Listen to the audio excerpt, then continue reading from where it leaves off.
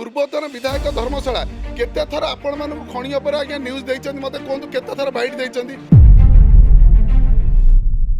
देखो मु प्रथम तो कहबी बारंबार मत कहिया को भी खराब लगुच विगत सरकार रे जो 24 वर्ष सरकार थिला एबे 4-5 मास हम सरकार ऑपरेट करिया पे एबे स्थिति है ऑपरेट करिया अच्छी जिते 9 मासर सरकार है 4-5 मास रहीगल एडमिनिस्ट्रेशन काम सरकारी काम हम तापर 3-4 मास सरकारी काम होइछि। मु गोटे प्रश्न आपण मानक पचारुछि जो आपण मानकर ये जो न्यूज चैनल समस्त अच्छा social media digital media panel अच्छा आपण मानक चैनल द्वारा धर्मशालार डंकारी राहाड़पुर बिछाखंडी आरुआ कौ जगार केते केते गर्त होइतिला केमती केमती स्कैम होइतिला कौन थिला सब आपण मानक पाखरे रिपोर्ट अछि। मु गोटे कथा सीधा आपण मानक कहि रखुछि एइटा मो तो डाटा नुए ए जो डाटा आपण को देखौछि ए डाटाटी होछि विधानसभा मागिथिबा डाटा एवं एइटा संपूर्ण धर्मशालार डाटा। ए डाटा माध्यम रे गोटे कथा देखंतु ए डाटा रे रखा हिछि 313 कोटी रो फाइन। ए 313 कोटी रो फाइन केते बेले हितिला आज्ञा ए 313 कोटी रो फाइन हितिला जेतेले बिजु जनता दल सरकार थिला जेतेले पूर्वतन विधायक धर्मशाला रे थिले सेही टाइम रे फाइन हितिला।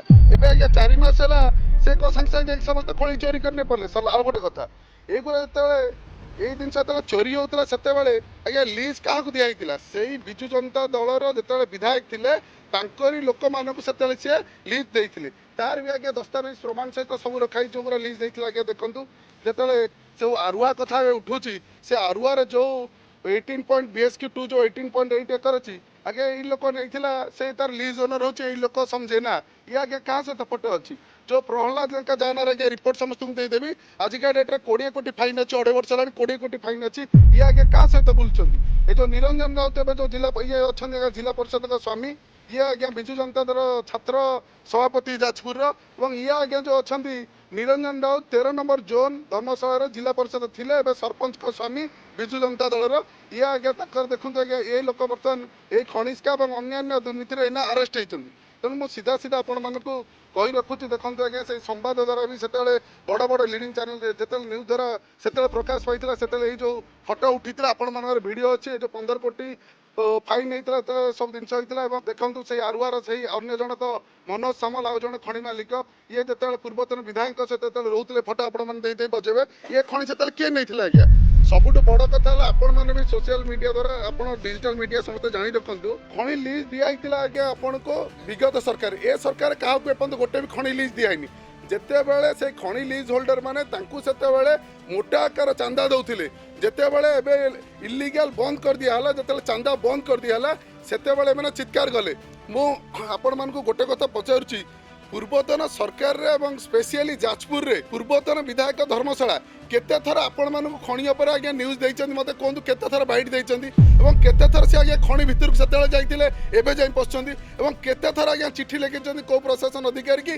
आज्ञा मो खणी चोरी हो जाउची आपण जाई जदी आज पचारि परबे डेप्यूटी डायरेक्टर ऑफ माइन जदी समस्त पचारि परबे आज्ञा ताकू रोक लगा जाय भितर को जिबा पई तेना सीधा सीधा आज्ञा जणा पड़ची जो चोरी करूथिले सेही चोरी बर्तमान केमिति तांको द्वारा हेबो एवं सेही लोक माने तांको चांदा देबे सेहितरे से बावळा हेई जाइछन्ती एवं आ गोटे कथा आपन कहि रखुची जेते बेले ए 313 कोटी आज्ञा जेते फाइन हेइतिला जेते चोरी हेइतिला आपण मानकू मु भी 4 मास तले एटा जणाइथिली मु आज्ञा कलेक्टर पाखरे बसी ए दिनसर सबुगुरा सेतेले देखंत ए डाटा गुरा अछि एगुरा भी आज्ञा ओपीडीआर सबुगुरा गोटे गोटे ओपीडीआर केस एंट्री कराला जोटा कि केबे भी तांकर कराई जानितिला प्रथम थर पई आरुआरु 4 कोटी टंकार आज्ञा फाइन रिकवरी होता 313 कोटी जोटा 2.5 वर्ष रही नाला तेणु जो 4 कोटी फाइन रिकवरी है से कौन ना कौन जगह पाखर थी आउ 2टा खଣି जे तांकरी निजर ये जो निरंजन राउत ये जो प्रहलाद लेखा जिला परिषद अच्छी काले पर्दा फास हो ये गोटे प्रहसन चलला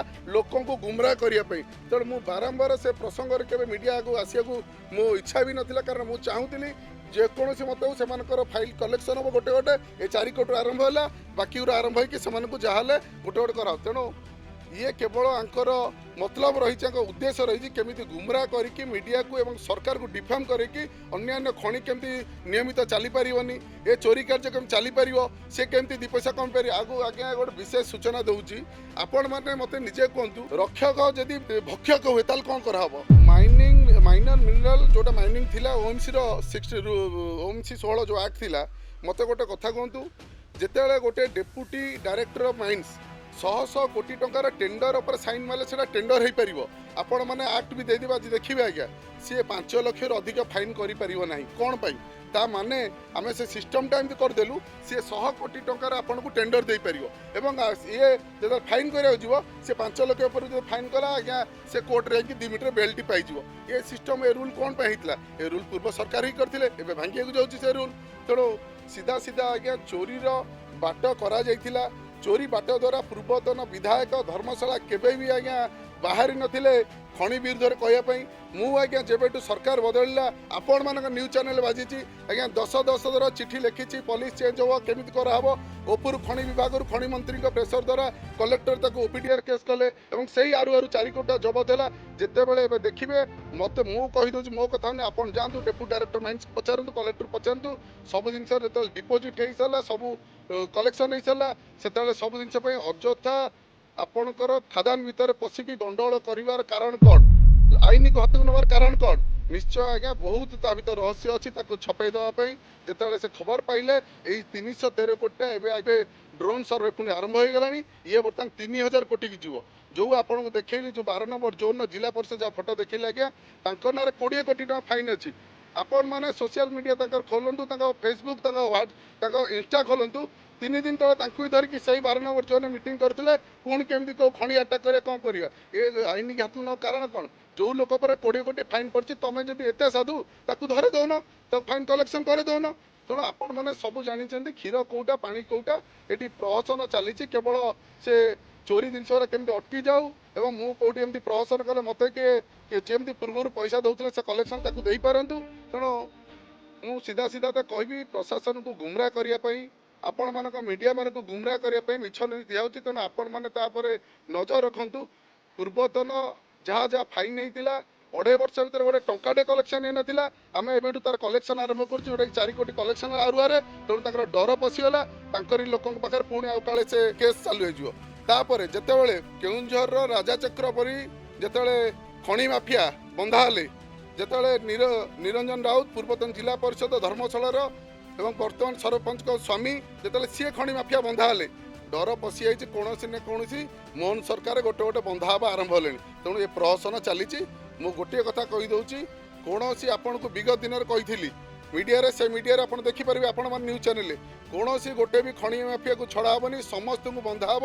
ଯେତେ ମିଛ ପ୍ରହସନ ଯେତେ ଚିତ୍କାର କଲେ ବି କଲେକ୍ସନ୍ ଜାରି ରହିବ, ଜେଲ୍ ଯିବା ନିଶ୍ଚୟ ଜାରି ରହିବ। ଯେଉଁଟା ଆପଣ ଦେଖିଥିବେ 4 କୋଟି କଲେକ୍ସନ୍ ଆରମ୍ଭ ହେଇଛି, କେତେ ଚିତ୍ପଟାଙ୍ଗ ହେଲେ ଏବଂ ଜେଲ୍ ଗୋଟେ କେଉଁଝରରୁ ଗୋଟେ ଧର୍ମଶାଳା ଗଲା ପରେ କେମିତି ପାଗଳ ହେଇଛନ୍ତି। ମୁଁ ସିଧା ସିଧା ଗୋଟେ କଥା ରହୁଛି, ମୁଁ ସ୍ପଷ୍ଟବାଦୀ ଉତ୍ତର ଆପଣ ଦେଉଛି। ସରକାର କିଛି ନିୟମ କରିଛନ୍ତି, ଠିକ୍ ଅଛି, ସରକାରଙ୍କ ନିୟମ ମୁଁ ବିଧାୟକ ହିସାବରେ ମାନିବାକୁ ପ୍ରସ୍ତୁତ। କୌଣସି ନା କୌଣସି କ୍ରମେ ମୁଁ ଆପଣମାନଙ୍କ ଚ୍ୟାନେଲ୍ ମାଧ୍ୟମରେ ମୁଁ ଆମ ସରକାର ଉଚ୍ଚ ବିଭାଗୀୟ ଯିଏ ଅଛନ୍ତି ଏବଂ ଅନ୍ୟାନ୍ୟ ଯିଏ ଅଛନ୍ତି, ମୁଁ ଲଜିଷ୍ଟିକ୍ ପାର୍ଟ ଉପରେ ହେଉଥିବା ଏନଫୋର୍ସମେଣ୍ଟକୁ ମୁଁ ବି ତାକୁ ପସନ୍ଦ କରିପାରୁନି। କାରଣ ଆମେ ପଲିସି ଚେଞ୍ଜ କରିବା ଦରକାର। ଆମେ ରିସୋର୍ସ ଅଫ୍ ଖଣି ଯେଉଁ ଜାଗାରେ ରହିଲା, ସୋର୍ସ ଅଫ୍ ଦ ମ୍ୟାଟେରିଆଲ ରହିଲା, ସେ ଜାଗାରେ ଯେଉଁମାନେ ଖଣି ମାଫିଆ ଅଛନ୍ତି ତାଙ୍କୁ ଧରିବା ଦରକାର। ଲଜିଷ୍ଟିକ୍ ଉପରେ ଆମେ ଯଦି ଚାର୍ଜ କରିବା 4 ଲକ୍ଷ 5 ଲକ୍ଷ, ସିଏ କେତେ ଟଙ୍କା କମେଇବ? ଗୋଟେ ଟ୍ରାକ୍ଟର ଉପରେ 2 ଲକ୍ଷ ଫାଇନ୍ କଲେ ସିଏ କେତେ ଟଙ୍କା କମିବ? ନିଶ୍ଚୟ ମୁଁ ତ କହିବି, ଆପଣଙ୍କ ମାଧ୍ୟମରେ ମୁଁ ତ ସମସ୍ତଙ୍କୁ ଏଇଟା ରିକ୍ୱେଷ୍ଟ କରିପାରିବି।